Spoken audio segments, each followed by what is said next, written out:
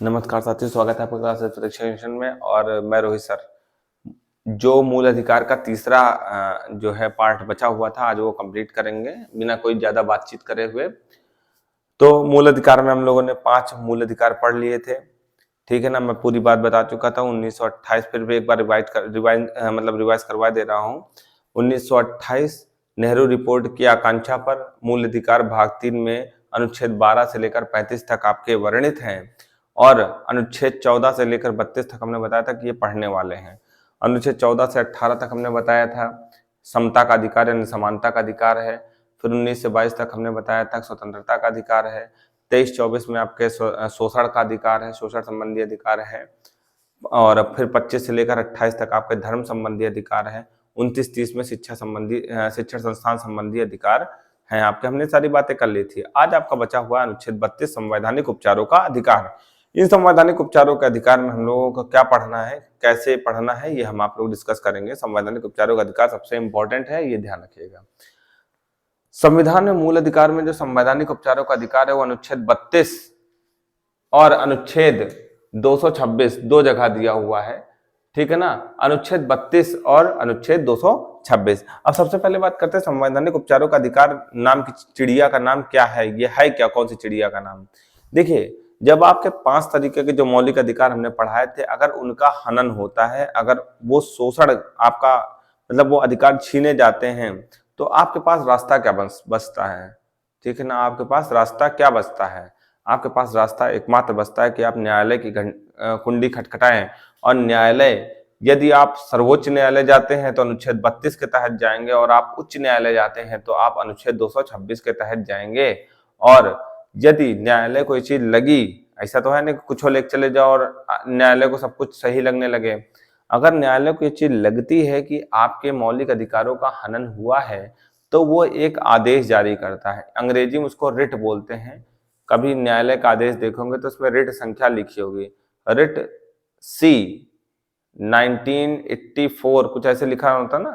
हम लोग देखते हैं अपने सरकारी विभाग में आती हैं 1960 से 14, 1960 से, तो ये न्यायालय संबंधी रिट होती हैं, ठीक है ना। तो वो रिट क्या होती है? वो रिट होती है कि आपने अपने दायित्वों का निर्वहन सही तरीके से नहीं किया है और न्यायालय इस बारे में आपसे जवाब मांगती है, ठीक। तो न्यायालय जब जब आपके मौलिक अधिकारों का हनन संबंधी के विरुद्ध, हनन के संबंध में नहीं, हनन के विरुद्ध जब न्यायालय कोई अधिकार पत्र जारी करती है तो उसको क्या बोलते हैं? प्रादेश या रिट बोलते हैं। क्या बोलते हैं? प्रादेश या रिट। ये 5 तरीके का होता है। बंदी प्रत्यक्षीकरण होता है, सबसे पहला क्या होता है? बंदी प्रत्यक्षीकरण। दूसरा परमादेश, तीसरा प्रतिषेध, चौथा उत्प्रेषण और 5वां अधिकार परीक्षा। यहाँ से प्रश्न भर भर के आते हैं हर बार पीसीएस और आईएएस में, लेकिन समझ की कमी होने के कारण हमारे प्रश्न हर बार गलत हो जाता है, ठीक है। अब गलत नहीं होना चाहिए क्योंकि आप हमारे साथ अब जुड़े हुए हैं, ठीक। तो हम एक एक चीज को आपसे रिलेट करके उस चीज को बताएंगे, आपको सब कुछ समझ में आ जाएगा कि क्यों हम कैसे हम, अब दिमाग में रटने की जरूरत नहीं है, आपके दिमाग में अपने आप मूल अधिकार का, ये संवैधानिक उपचारों का अधिकार एकदम याद हो जाएगा। चलिए पहली बात करते हैं, बंदी प्रत्यक्षीकरण क्या होता है। भाई देखो, जब कोई आदमी गिरफ्तार किया जाता है, ठीक है ना, आपको मान लो आप अगल बगल हैं, पड़ोसी आपके, आपसे सिर पुटौल हो गया, मारपीट हो गई, ठीक है ना। 2 आदमी आपके यहाँ पकड़े गए, 2 आदमी उनके यहाँ पकड़े गए, और जो है पुलिस वाले उठा ले गए।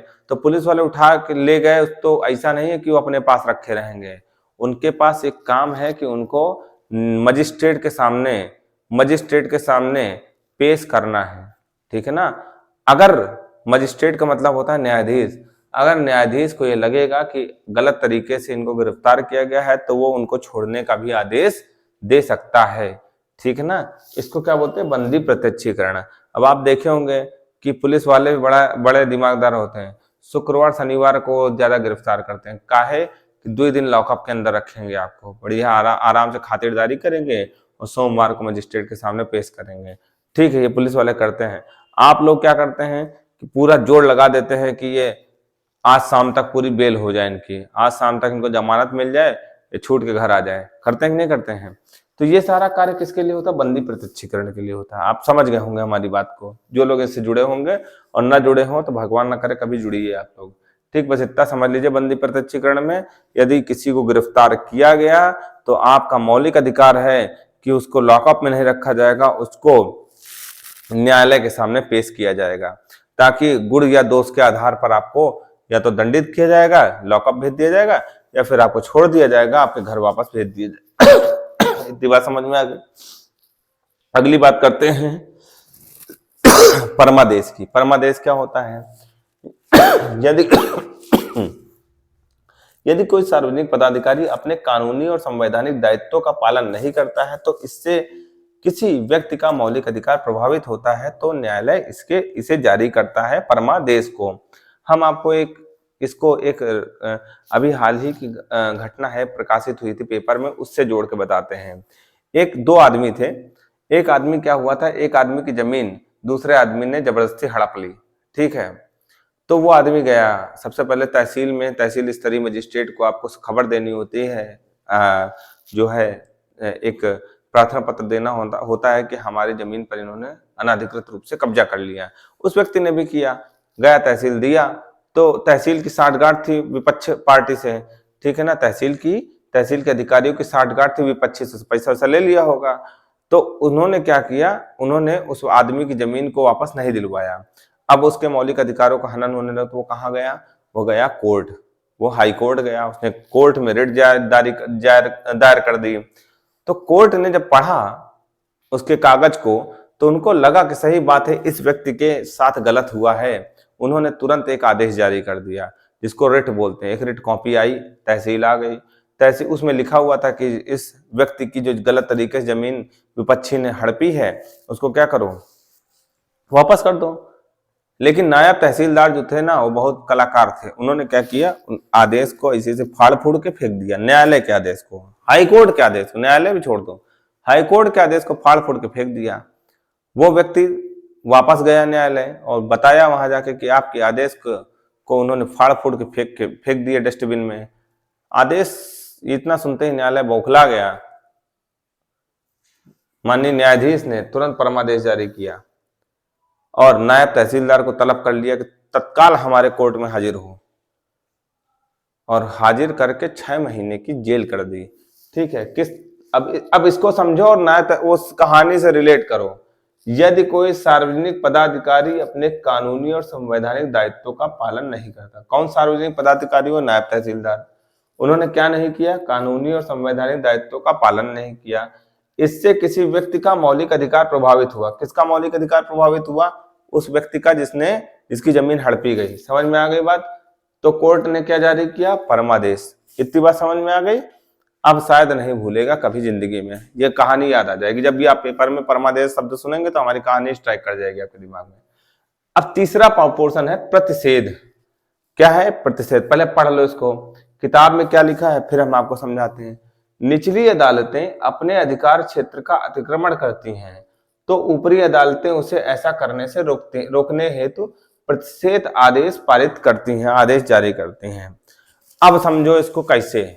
जैसे मान लीजिए कि आप ही हैं, आप ठीक है, आप एसडीएम बन गए, ठीक है, आप क्या हुए, एसडीएम बन गए। हम पहले इसको आपसे जोड़ेंगे, फिर उसके बाद इसमें क्या लिखा हुआ उसको समझाएंगे। आप एसडीएम बन गए और एक विभाग है खाद्य एवं रसद विभाग, वहां पे हम छोटा सा एग्जाम्पल लेना चाहते हैं। उस विभाग में जो उप जिलाधिकारी होते हैं, उप जिलाधिकारी को आदेश नहीं होता है, मतलब आदेश ये होता है कि किसी भी कोटेदार की दुकान को निलंबित करने का कार्य जो है, किसी भी कोटेदार की दुकान को निलंबित करने का कार्य वो करेंगे तो, लेकिन जो सबसे ऊपर होगा वो डीएम होगा, जिलाधिकारी होगा। समझिएगा बात को, ठीक है।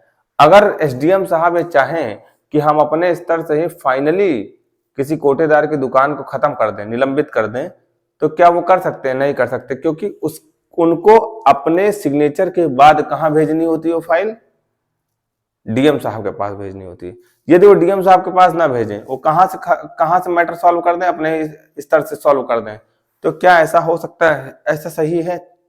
नहीं सही है, ठीक है, नहीं सही है।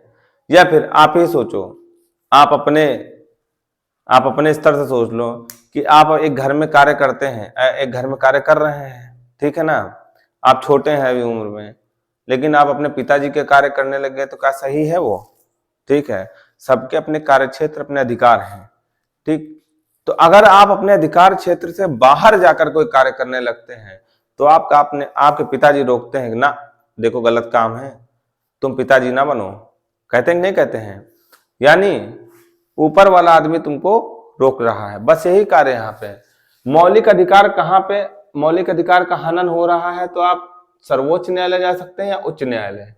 अगर मान लो जिला न्यायालय आपके मौलिक अधिकारों का हनन संबंधी जो है आदेश को पढ़ने लगे, केस देखने लगे, तो क्या सही है? मान लो वो कार्य करने लगा, आपका मौलिक अधिकार का हनन हुआ और जिला न्यायालय आपके मौलिक अधिकार के हनन संबंधी केस को देखने लगा, और ये बात पता चली कहाँ पे? सुप्रीम कोर्ट या हाई कोर्ट में। पहले तो हाई कोर्ट में पता चले, हाई कोर्ट उसको ऐसा करने के लिए रोकेगा, देखो ऐसा है, अपने अधिकार में ही रहो, अधिकार से बाहर जाने की आवश्यकता नहीं है। जिला न्यायालय में न्यायाधीश को कहेगा अपने अधिकार से बाहर जाने की आवश्यकता नहीं है, ठीक है। तो उसको क्या बोलेंगे? प्रतिषेध। प्रतिषेध का मतलब होता है रोक रहे हैं। कौन रोक रहा है? ऊपर की अदालत निचली अदालत को रोक रही है कि ये तुम्हारा काम नहीं है, ये हमारा काम है, इसको यहीं पर रोक दो, अन्यथा हम तुम्हारे खिलाफ एक्शन ले लेंगे। समझ गए कि नहीं समझ गए? इतनी बात समझ में आ गई होगी। अगली बात करते हैं उत्प्रेषण। क्या बात होती है? उत्प्रेषण। उत्प्रेषण क्या होता है पहले पढ़ लेते हैं, किताब में क्या लिखा है इसको समझ लेते हैं। जब कोई निचली अदालत या सरकारी अधिकारी बिना अधिकार के कोई कार्य करता है, तो सर्वोच्च न्यायालय, उच्च न्यायालय उत्प्रेषण द्वारा उसे ऊपर की अदालत या अधिकारी को हस्तांतरित कर देता है। अब इसका क्या मतलब हुआ? देखो ये दोनों प्रतिषेध और उत्प्रेषण लगभग भाई बहन है, ठीक है ना। ये छोटा भाई है प्रतिषेध, और उत्प्रेषण उसका बड़ा भाई है। अब मान लो कि आपके मौलिक अधिकार के हनन हुआ और आपका ये केस जिला न्यायालय देखने लगा, जबकि उसको अधिकार नहीं है, तो ऊपरी अदालत उसको क्या कहेगी? रुक जाओ, स्टॉप, यही रोक दो ये काम। लेकिन रोकने के बाद यदि उसको अपने पास वापस बुला ले, कहे ऐसा है ये काम रोक दो, ये केस तुम यहीं रोक दो, और इस तो वो कहा क्या कहलाएगा? प्रतिषेध कहलाएगा। और रोकने के बाद उसको क्या करे? ऊपरी अदालत अपने पास बुला ले कि अब इसको हमारे पास भेज दो, तो क्या हो जाएगा? उत्प्रेषण हो जाएगा। प्रेषण मतलब भेजना, प्रेषण मतलब भेजना, रोकना मतलब प्रतिषेध, और उसको अपने पास बुला लेना उसको क्या बोलते हैं? उत्प्रेषण बोलते हैं। समझ में आ गई बात? मतलब अगर आपके मौलिक अधिकार का हनन हो रहा है और इसको जिला न्यायालय देख रहा है, तो जिला न्यायालय को रोक देना काम किसका है? उच्च न्यायालय, सर्वोच्च न्यायालय के। जब सर्वोच्च न्यायालय, उच्च न्यायालय उसको रोक देगी तो उसको बोलते हैं प्रतिषेध, और उसको वापस बुला लेना कि अब रोक दिया है, अब इस केस को ट्रांसफर कर दो हमारे पास, तो क्या होगा? उसको उत्प्रेषण बोलेंगे। या फिर अब दूसरे तरीके समझें, आप अपने स्तर से समझें। मान लीजिए कि एक जमीन का विवाद आपके यहाँ हो जाए, एक जमीन का विवाद हो जाए, और एसडीएम साहब केवल अपने स्तर से उसको सॉल्व करने की कोशिश कर दें। एसडीएम अपने स्तर से सॉल्व करने की कोशिश करें, लेकिन वो मैटर और डीएम साहब को ये बात पता लग जाए, तो डीएम साहब क्या कहेंगे? डीएम साहब कहेंगे कि ऐसा है, वहीं रोक दो, जहां तक कार्य किया है वहीं रोक दो, तो उसको क्या बोलेंगे? प्रतिषेध बोलेंगे। और डीएम साहब कहेंगे आज शाम तक ये फाइल हमारे चैम्बर में भिजवा दीजिएगा एसडीएम साहब। समझ में आ रही बात? तो एसडीएम साहब शाम को ही उस फाइल को लेके स्वयं हाजिर हो जाएंगे डीएम साहब के समक्ष, तो उसको क्या बोलेंगे? उत्प्रेषण बोलेंगे। क्या बोलेंगे? उत्प्रेषण। प्रेषण का मतलब भेजना। ठीक, हमें जहां तक लगता है कि इतना ग्राउंड लेवल से कोई समझाएगा नहीं और समझ में आ गई होगी हमारी बात। अगली बात करते हैं अधिकार प्रेक्षा। अधिकार प्रेक्षा क्या होती है? जब न्यायालय को लगता है कि कोई व्यक्ति ऐसे पद पर नियुक्त हो गया है जिस पर उसका कानूनी हक नहीं है, तब न्यायालय अधिकार प्रेक्षा का प्रयोग करके उसको अपदस्थ कर देती है, मतलब उसको उसके पद से हटा देती है। एक आपको मजे का किस्सा बताएं, बहुत आराम से समझ में आ जाएगा ये अधिकार प्रेक्षा। एक मास्टर साहब थे, उन्होंने क्या किया? फर्जी डिग्री लगाकर, क्या किया? फर्जी डिग्री लगाकर टीजीटी और पीजीटी की वैकेंसी आती थी पहले, तो टीजीटी पीजीटी की वैकेंसी से पहले ऐसे ही मैनेजमेंट कोटा के तहत कुछ टीचर नियुक्त कर लिए जाते थे। समझिएगा मेरी बात को, क्योंकि ज्यादा समझ में आएगा ऐसे चीजें समझ में। तो एक इंटर कॉलेज था, वहां पे टीजीटी के टीचर बन गए वो। उनके पास मार्कशीट नहीं थी, वो हाई स्कूल स्वयं नहीं पास थे, हाई स्कूल जाने इंटर स्वयं नहीं पास थे। और उन्होंने क्या किया कि वो मार्कशीट फर्जी तरीके से बनवा ली, स्कैन करवा किसी तरीके से, जो भी अपनी सिस्टम सेटिंग रही होगी उनकी, उन्होंने बनवा ली। बनवा के पूरी नौकरी कट डाली।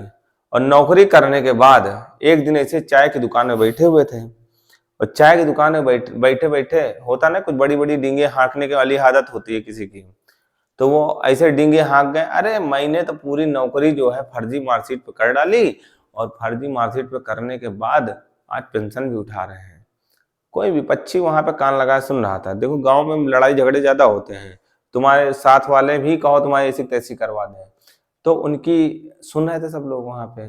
तो उनका कोई विपक्षी रहा होगा, उसने चुपचाप एक लेटर जो है, चुपचाप एक लेटर शिक्षा विभाग को भेज दिया कि फलाने व्यक्ति हैं, ये इस सत्र में कार्यरत रहे। उसने पूरा सांचा तैयार कर लिया था इनके ऐसी तैसी करने के लिए। तो इनसे जो है जरा चेक किया जाए कि या क्या इनकी मार्कशीटें सही है कि नहीं है। और उनकी बात का संज्ञान ले लिया गया, और देखा गया तो सच बात है, वो मार्कशीटें सारी फर्जी थी जिस पर उन्होंने नौकरी की। उन्होंने जितनी नौकरी में सैलरी पाई थी, पूरी सैलरी की रिकवरी हुई, और सैलरी की रिकवरी होने के बाद जो पेंशन थी, पेंशन भी बंद हो गई। अब आप समझो स्वयं, क्या वो कानूनी रूप से उस पद के लिए हकदार थे? नहीं थे। न्यायालय ने तुरंत उनकी ऐसी की तैसी करने की ठान ली। ठीक है ना। ये एक एग्जाम्पल दे रहे हैं कि इस तरह से कि यदि कोई व्यक्ति कानूनी रूप से, अभी आप ही हैं जो एसडीएम बनने के लिए जो योग्यता मांगी जाती है वो बैचलर डिग्री मांगी जाती है। आप गलत तरीके से बैचलर डिग्री बनवा लीजिए, आप एग्जाम में बैठ जाइए, आप उत्तीर्ण हो जाइए। ठीक है, किसी ने शिकायत कर दी, शिकायत करने पर अधिकतर संज्ञान मिल जाता है, शिकायत कर दी तो कानूनी रूप से आप अधिकृत नहीं थे, लेकिन आप उस पद पर बैठ गए जाके, तो अगर इस चीज के बारे में पता लगता है तो आप कानूनी तौर पर उस पद से अपदस्थ कर दिए जाएंगे, हटा दिए जाएंगे। ठीक, और रिकवरी तो भगवान वसूलेगा ही, मतलब रिकवरी तो वसूल आपसे विभाग कर ही लेगा। तो ये क्या है, अधिकार परीक्षा के तहत जाता है। किसके तहत? अधिकार परीक्षा। आपको ये चीजें दिमाग में बैठ जाएंगी। जब न्यायालय को लगता है कि कोई व्यक्ति ऐसे पद पर नियुक्त हो गया है जिस पर उसका कानूनी हक नहीं है, तब न्यायालय अधिकार परीक्षा का प्रयोग कर उसे अपदस्थ कर देती है, हटा देती है। कोई दिक्कत इसमें समझ में आया? नहीं। ठीक, चलिए अगली बात करते हैं। अनुच्छेद 352। कौन सा अनुच्छेद है? अनुच्छेद 352। अब ये पढ़ना जरूरी है। यहाँ पे आप कहेंगे सर अनुच्छेद 12 से 35 तक ही पढ़ाना था आपको, आप अनुच्छेद 352 में जाने कहाँ कूद गए जाके। पहले अनुच्छेद 352 समझ लो, और हम इसको मूल अधिकार के चैप्टर में क्यों पढ़ा रहे हैं। कम से कम 20 बार पीसीएस प्रश्न पत्र में, पीसीएस प्रारंभिक परीक्षा में पूछा गया है, विभिन्न स्टेट की प्रारंभिक परीक्षा और आईएएस की परीक्षा में घुमा घुमा के प्रश्न पूछा गया है। तो एक बार इस चीज को समझ लेंगे तो आपको समझ में आ जाएगा। ठीक है ना, और आप प्रश्न सॉल्व करने में सक्षम हो जाएंगे। पहले 352 अनुच्छेद पढ़ो, है क्या? युद्ध या बाह्य आक्रमण के कारण राष्ट्रपति द्वारा आपातकाल की घोषणा किए जाने पर अनुच्छेद 352 लागू हो जाता है। ठीक है, जैसे मान लो युद्ध हो गया या बाह्य आक्रमण कोई भी हो गया, ठीक है, राष्ट्रपति तुरंत आपातकाल की घोषणा कर देते हैं। अनुच्छेद कौन सा होता है? 352। अब इसको मौलिक अधिकार वाले चैप्टर में क्यों पढ़ रहे हैं, बताते हैं। जब राष्ट्रपति महोदय 352 अनुच्छेद के अंतर्गत राष्ट्रीय आपातकाल की घोषणा करते हैं, तो अनुच्छेद 358 और 359 तुरंत प्रभावी हो जाते हैं। अनुच्छेद 358 और 359 तुरंत प्रभावी हो जाते हैं, और 358 अगर प्रभावी हो गया तो तुरंत अनुच्छेद 19 में वर्णित मूल अधिकार स्वतः निलंबित हो जाते हैं। अनुच्छेद 19 में हमने पढ़ाया था ना, अनुच्छेद 19 एक का से लेकर 19 खा तक और 19 छा तक, और 19 एक से लेकर 19 दो तक, 19 छह तक सारी चीजें पढ़ा चुके थे हम। नहीं पढ़ा, याद हो तो एक बार फिर से वो वाला वीडियो देख लीजिएगा। 19 अनुच्छेद 19 में जितने भी अधिकार, मौलिक अधिकार थे, वो सभी अपने आप निलंबित हो जाते हैं। किस अनुच्छेद के तहत? 358 के तहत।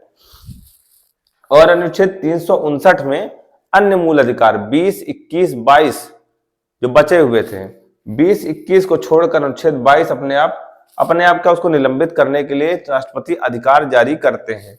अनुच्छेद 22, ठीक है ना। 20-21 को छोड़कर, हमने यहां लिखा 20-21 को छोड़कर, क्यों? 44वां संविधान संशोधन 1978 के द्वारा अनुच्छेद 20 और 21 को, क्योंकि ये प्राण एवं दैहिक स्वतंत्रता संबंधित, प्राण एवं दैहिक स्वतंत्रता संबंधित है, ठीक है ना।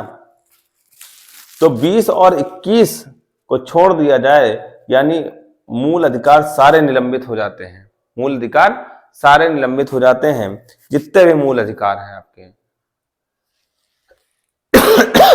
जितने भी मूल अधिकार हैं सब निलंबित हो जाते हैं, किससे? 359 के तहत, और जो अनुच्छेद 19 में दिए हैं वो 358 के तहत स्वतः निलंबित हो जाते हैं। स्वतः निलंबित हो जाते हैं, इसके लिए कोई आदेश नहीं पारित किया जाता है, लेकिन अन्य मूल अधिकारों को निलंबित करने के लिए राष्ट्रपति महोदय एक आदेश पारित करते हैं। राष्ट्रपति महोदय क्या कर देते हैं? एक आदेश पारित करते हैं कि आज से आपके समस्त मूल अधिकार निलंबित किए जाते हैं, और नीचे एक नोट लिखी जाती है कि अनुच्छेद 20 और 21 को छोड़कर किसी का गला नहीं दबाया जाएगा, बाकी सारे मौलिक अधिकार आपको जितने भी मिले हैं वो सारे निलंबित हो जाएंगे। समझ में आ गई बात कि नहीं आ गई?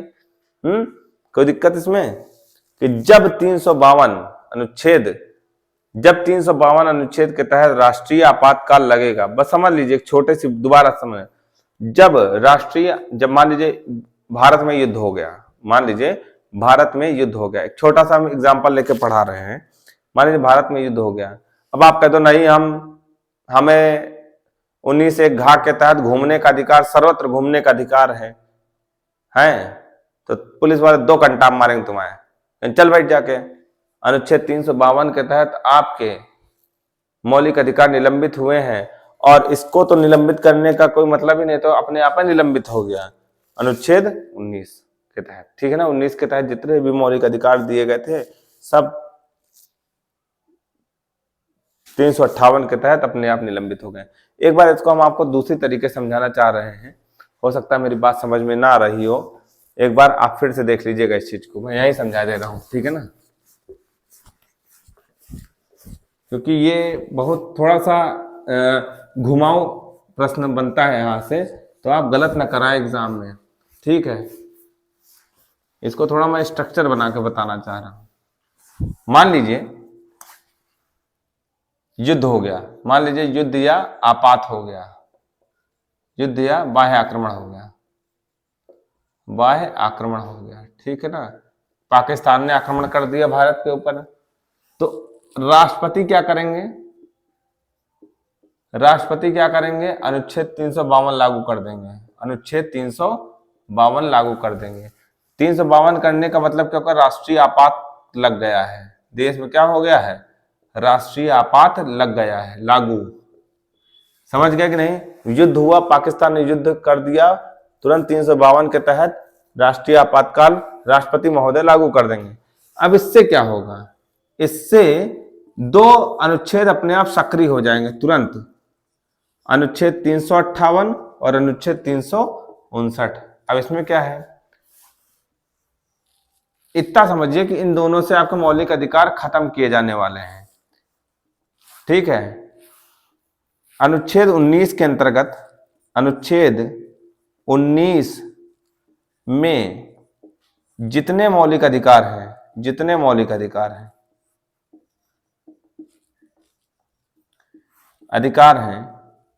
वो स्वतः निलंबित हो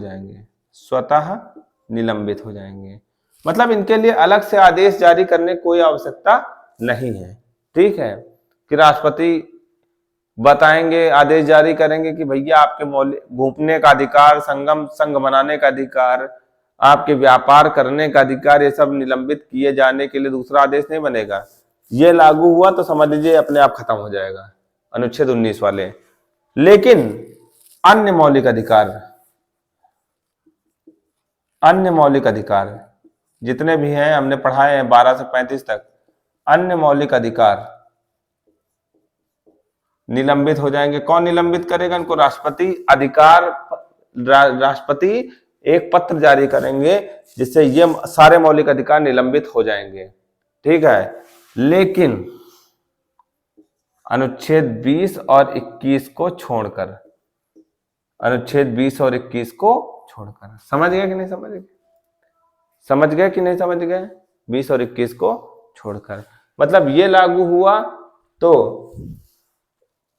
आर्टिकल 19 को खत्म होने के लिए आपको इंतजार नहीं करना है, वो अपने आप खत्म हो गए। इनके लिए अगर आदेश जारी होता है, राष्ट्रपति को लगता है कि इसको खत्म करना है, अन्य मौलिक अधिकार खत्म करने हैं, तो वो एक अलग से आदेश जारी करेंगे, और यदि आदेश जारी नहीं करते हैं तो नहीं खत्म होगा, और अगर आदेश जारी कर देंगे तो या और सारे मौलिक अधिकार खत्म हो जाएंगे। किस अनुच्छेद के तहत? 359 के तहत। ठीक, हमें जहां तक लगता है कितनी बार हमारे समझाने के बाद आपको चीजें समझ में आ गई होंगी। ठीक, कोई दिक्कत नहीं। तो आज आपका मौलिक अधिकार वाला चैप्टर कंप्लीट हो चुका है। अब आपका एक काम है कि आप अब जाएंगे कहाँ? पूर्वावलोकन उठाएंगे, और जितना प्रश्न आपसे बन सकता है आप बनाइए, और किसी प्रश्न में दिक्कत होती है तो आप हमसे दोबारा से कंसल्ट करिए। आज के लिए इतना ही, धन्यवाद।